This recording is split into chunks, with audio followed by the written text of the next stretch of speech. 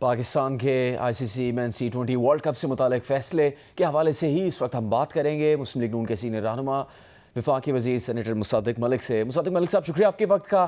پاکستان کے فیصلے پر بھارت سے کئی سوال کیے جا رہے ہیں اور یہ سلسلہ شروع بھارت کے اقدامات کی وجہ سے ہوتا ہے، لیکن اب بھارتی پارلیمنٹ کے رکن ششی تھرور کا ایک بیان سامنے آیا جس میں انہوں نے کہا کہ کرکٹ کے معاملات بے قابو ہو رہے ہیں اور کرکٹ لوگوں کو متحد کرنے اور امن کا ذریعہ ہونا چاہیے۔ کیا اس سلسلے میں کیا جانا چاہیے مزید مصدق ملک صاحب؟ دیکھیں، صرف کرکٹ بے قابو نہیں ہو رہی، اصل میں بھارت میں ہندتوا کا جن ہے وہ بے قابو ہو رہا ہے، اور یہی ہے مسئلہ۔ یعنی پہلے انہوں نے سرحدوں کو پولرائز کیا، پولیٹیسائز کیا، پھر انہوں نے پانی کو پولرائز کیا، پولیٹیسائز کیا۔ اب جو رہی صحیح کسر رہ گئی تھی، انہوں نے کھیلوں کو پولیٹیسائز کر کے پولرائز کر دیا ہے۔ یعنی ایک عجیب و غریب ایک جن ہے جو بوتل سے باہر آ گیا ہے۔ پہلے تو وہ اپنی ہی سرحدوں کے اندر اپنی ہی مائنورٹیز، بالخصوص جو مسلمان ہیں اور ان میں بھی جو کشمیر کے رہنے والے لوگ ہیں، ان کو اس ہندتوا کا نشانہ بنا رہے تھے۔ جب وہ ان کے قابو سے باہر نکلا تو انہوں نے ہماری سرحدوں پہ حملہ کر دیا، تو اللہ کی طرف سے ان کو منہ کی کھانی پڑی، چڑیوں کی طرح ان کے جہاز گرنے شروع ہو گئے۔ وہ پتہ نہیں کیا گولڈن شیلڈ ویلڈ کا نام لیتے تھے، اس کی بیٹریاں اڑ گئیں۔ تو منہ کھا کے پھر جو واپس گئے تو انہوں نے پانی پہ پابندی لگانے کی کوشش کر دی۔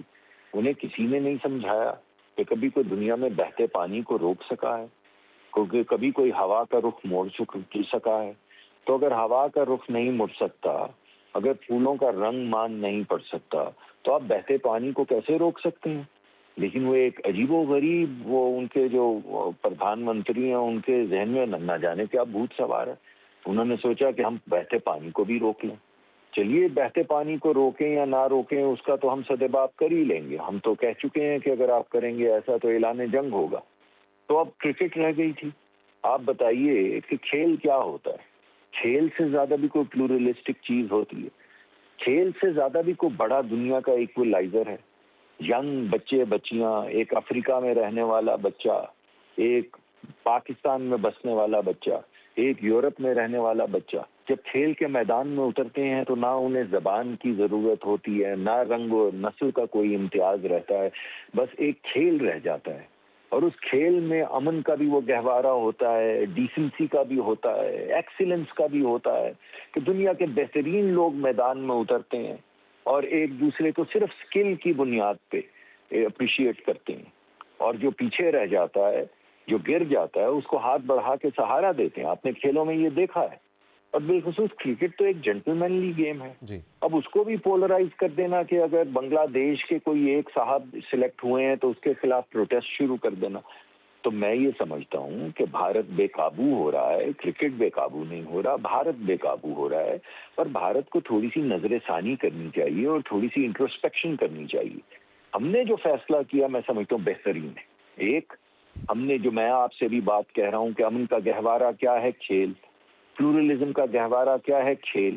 آپس میں مل بیٹھنے کا گہوارہ کیا ہے؟ کھیل۔ ایک دوسرے کو ایکسٹینڈ کرنا، کرٹسیز اور ہاتھ بڑھانا اس کے لیے جو پیچھے رہ جائے، وہ کیا ہے؟ کھیل۔ تو پاکستان نے کہا کہ ہم تو یہ کھیل کھیلیں گے، لیکن پروٹیسٹ میں کیونکہ مائنورٹیز کو اور ایک ایسے ملک کو جس کا میرٹ کے اوپر ایک بچہ سلیکٹ ہو کے ایک ٹیم میں آیا ہے، اس کو نکالنے پہ اگر اس ملک نے پروٹیسٹ کیا اور کہا کہ آپ ہم پروٹیسٹ میں باہر ہمارے ساتھ میچ کر لیں، تو آپ اس کو کھیل سے ہی نکال دیں۔ تو میں سمجھتا ہوں پاکستان کا اس وقت پروٹیسٹ بھی بالکل ٹھیک ہے، اور پاکستان کا یہ فیصلہ کہ اس نے شرکت کرنی ہے کھیل میں اور امن کی اس سفر کو آگے لے کر جانا ہے، دونوں فیصلے ماشاءاللہ بہت اچھے ہیں۔ بہت شکریہ آپ کا مصدق ملک صاحب۔